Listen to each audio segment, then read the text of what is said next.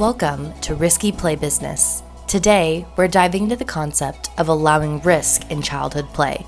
Join us as we explore its significance in your child's development, and we'll uncover why encouraging children to engage in risky play is not only beneficial, but essential. I'm your host, Taylor Bailey, educator, student, and risky play supporter. Before we delve deeper into our discussion, I'd like to take a moment to acknowledge the traditional custodians of the land on which we live, learn, and play with risk. We acknowledge the Boonwurrung people, as well as the Kulin Nation, who have been the custodians of this land for thousands of years. We acknowledge and honor Aboriginal and Indigenous communities, elders, past and present. Now, let's take a moment, close your eyes, and journey back to those playful days of your childhood. Do you remember those carefree days of play? Most likely you were outdoors, immersed in games, but with no adults in sight. As adults, and especially as parents, our perspectives on play and safety often shift. Keeping your children protected is a deeply ingrained instinct of love and concern. But sometimes this instinct to shield our children from harm can limit their opportunities for growth and development. It's crucial to acknowledge the insight from the land by the Boston Children's Museum, how children's childhood play has differed from what we knew as children. We don't let kids do that anymore, and kids only learn if we let them. As we reflect on the delicate balance between protecting children and fostering their independence, we as educators and parents have to consider the changing landscape of children's play. Today we are witnessing a decline in children's play, a result of closed outcome play structures, created with the preconceived idea for parents that this will lessen the dangers and risk of injury that is often associated with play. As noted by Lexter, Saxby, and Wood, over several decades, the places set aside for children's play have become more closely regulated by adults. All this is intended to keep children safe. But has it? Children encounter risk as they naturally grow and explore, but it's important to understand the concept of risk and harm. According to the Health and Safety Authority, a hazard is any potential source of harm or negative health impact. For instance, allowing children to climb up the slide poses the risk of falling. As an aftercare teacher, I am tasked with ensuring the safety of children under my supervision, which sometimes involves preventing them from engaging in activities that pose a significant risk of harm, such as climbing the slide.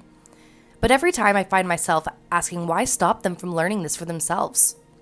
Ensuring safety is paramount in traditional childcare settings like mine, but there's a growing recognition of the value in allowing children to take controlled risks for their development. This concept is vividly demonstrated in Denmark's forest kindergartens.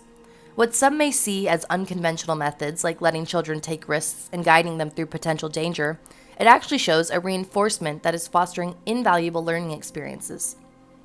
As highlighted in the Denmark forest kindergartens, a teacher from a traditional early childhood setting reflects on the initially startling but ultimately enlightening experience. Children climbing trees, playing out of sight of the pedagogies, and whittling sticks with sharp knives besides an open fire. I was shocked and terrified, but also fascinated. This ECE teacher turned student beautifully illustrates that what might initially startle adults actually triggers a spectrum of emotions, positive emotions, that ultimately reveal the necessity of embracing risk in child's play environments. It's crucial for children to encounter uncertainty and unpredictability, as it allows them to explore their own boundaries and push themselves.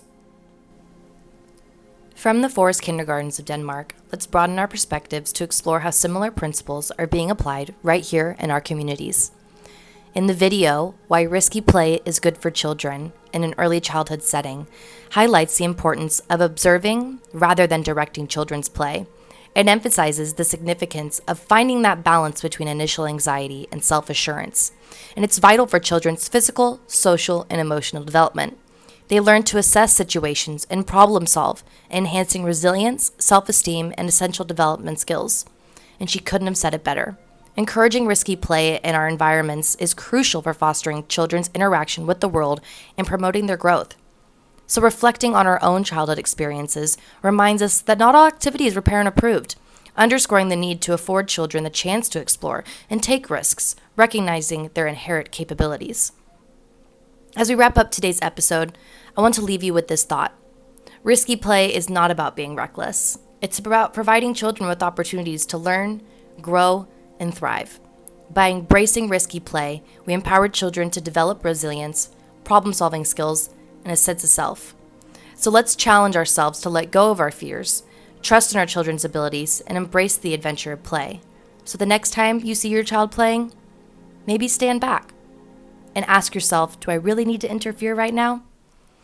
Thank you for tuning in, and I hope you've gained invaluable insights into the importance of risky play and child's play. Until next time, I'm Taylor Bailey, and this has been Risky Play Business. Take care.